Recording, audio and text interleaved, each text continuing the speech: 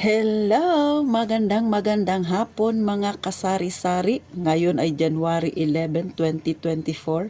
So pag ganun lang natapos ang 2023 at ngayon magkakalahating buwan na. Lahat ba ay nakapag-renew na ng permit? Lahat ba ay nakapag-move on na sa ginastos ninyo sa permit? Tatawanan na lang natin yan. Alangan naman iyakan natin yan. Wala namang mangyayari, di ba mga kasari?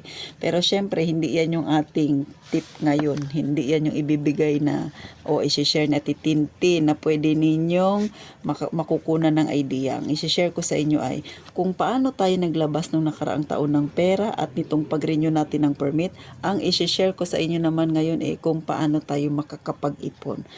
Hindi ko ito iyayabang kasi hindi naman kayabang-yabang itong perang naipon ko. Di ba? Sabi ko nga sa inyo, wala tayo sa payaman-yaman mga kasari kasi hindi naman ako mayaman. So, sinishare ko lang sa inyo yung aking experience at saka sana makapag-motivate ako ng mga kagaya kong may maliit na tindahan mga kasari. So, eto na. Ang atitintin ninyo simula January 1 hanggang ngayon, ay nag-alkansya. Syempre mga kasari, may goal ako. Isang buwang goal. Nung nakaraang taon, isang taon yun ang goal ko ay makaipon ng 10K. Pero ngayon, ang isang buwan dapat makaipon ako ng 5,000. Diba? Sa totoo lang mga kasari, ang 5,000 para sa akin ay malaking halaga na yan. Pero sa mga may malaking tindahan, abay, mani lang yan sa kanila mga kasari. Alam nyo, mga kasari, yung 10,000 sa loob ng isang taon, hindi ganun kabigat. Kasi nga, 20 pesos araw-araw lang yan sa loob ng 365 days, meron ka ng 7,300. Pero kung mas mataas doon, mas madali mong maaabot. Pero ngayon, ang target ko ay 5,000 sa loob ng isang buwan. Kaya, yung challenge na yan ay isi-share ko sa inyo ngayon. At syempre, i-update ko kayo sa katapusan. Mga kasari, ganun. Pero, titingnan natin kung kayang-kaya ba talaga. Pero sa tingin ko naman, ngayon pa lang mga kasari, kasi 11 pa lang ngayon, tingin ko kaya naman. Kasi yung hinuhulog ko mga kasari sa aking alkansya ay inililista ko. Baka sabi ng iba, Titin, gaya ka ba ng iba? Yung nagsishade-shade, yung nagpapaprint. Aba, hindi. Kasi ayokong gumastos. Sabihin nyo ng kuripot ako, bala kayo dyan. Pero dahil ang atitintin nyo ay nagkukuripot, syempre meron tayong kalendaryo. Anong ginagawa nito? Marami ito. Pag bibili ka sa mga grocery store, may libre nito, lalo na pag suki ka nila. So, araw-araw ako ay nagtatala.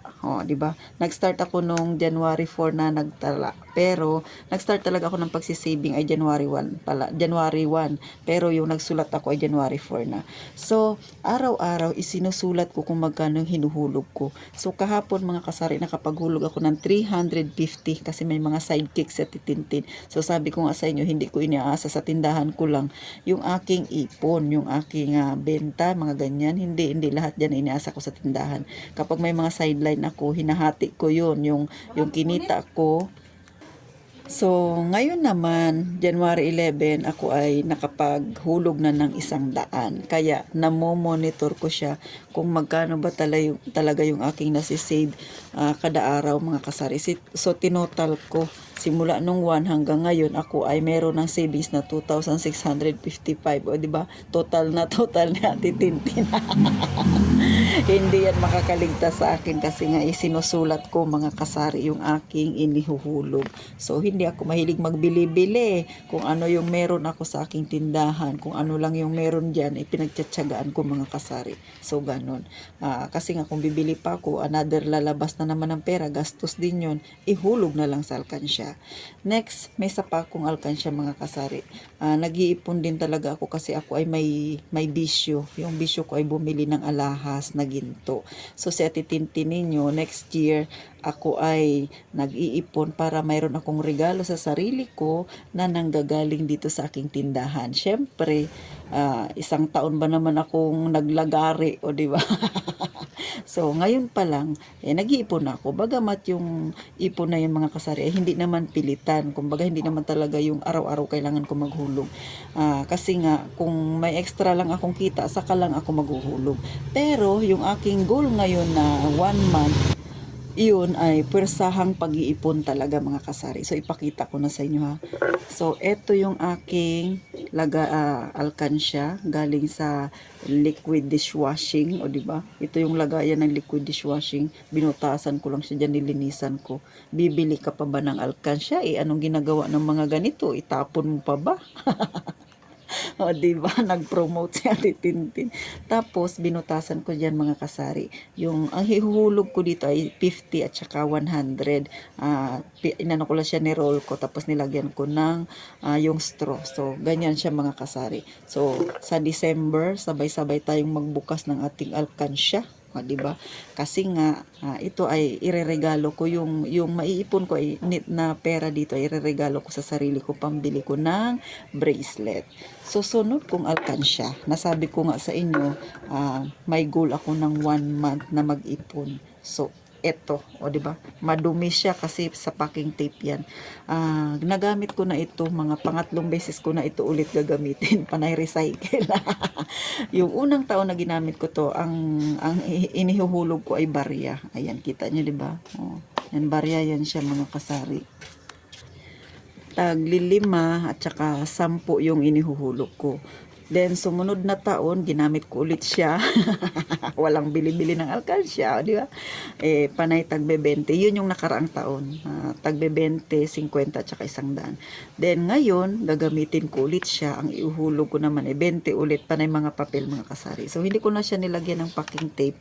Una, ako lang naman dito mag-isa sa bahay. So, walang mangungupit. Pero nakatago ito siya sa isang taguan na hindi masyado pansinin mga kasari. Syempre, nag-iingat pa rin ang Ate Tintin ninyo. Aba, mahirap ng malusutan. So, ganun mga kasari.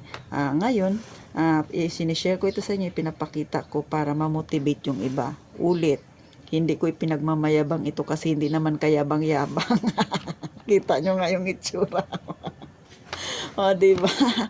Pasensya na kakatitintin kung panay tawa ako. Good vibes lang ako mga kasari kasi ayoko masyadong intindihin, isipin yung mga problema. Kahit sabihin natin malaki yan, magdagdag na naman ang kulubot ko niyan. Magdagdag na naman ang edad ko, tingnan.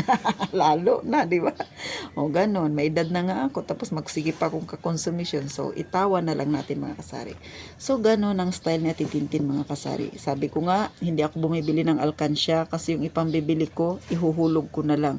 Bakit hindi ka na lang mag-DIY kung meron naman, di ba? Merong mga plastic bottle, mga sa soft drinks, so, di ba? Kung ikaw ay mahilig uminom ng Coke. Next, syempre, para makapag-ipon ka, iwasan yung sobrang pagkain ng mga kung ano-ano. Kahit na busog ka na, sige ka pang kabili ng mga chichirya, ipunin mo yan at ihulog mo sa alkansya mo, di ba mga kasari? Next, iwasan yung pagbibili ng mga bagay-bagay na hindi naman kailangan kasi mahirap kitain ng pera.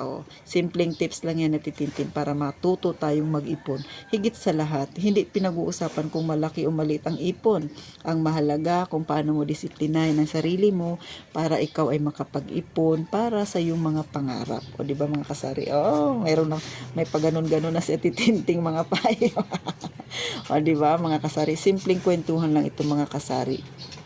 Pero sana sa ganito kasimpleng kwentuhan natin makapagbigay ako inspirasyon dyan sa iba na may maliit ding tindahan na syempre nangangarap din magkaipon. Tandaan, hindi kailangang malaki ang ipon. Kailangan lang matutunan mo kung paano maging disiplinado sa paghawak ng pera. Huwag bili ng bili, sisihan ng mga kung ano-ano. Bumili ka ng mga bagay na pwedeng makatulong sa iyo para kumbaga makakatulong pagdating ng panahon, katulad ng alahas, di ba? Good investment yan mga kasari kasi pag bumili ka, tumataas talagang value. Kaya nga Titintin ninyo, yan yung aking bisyo mga kasari. So paano mga kasari?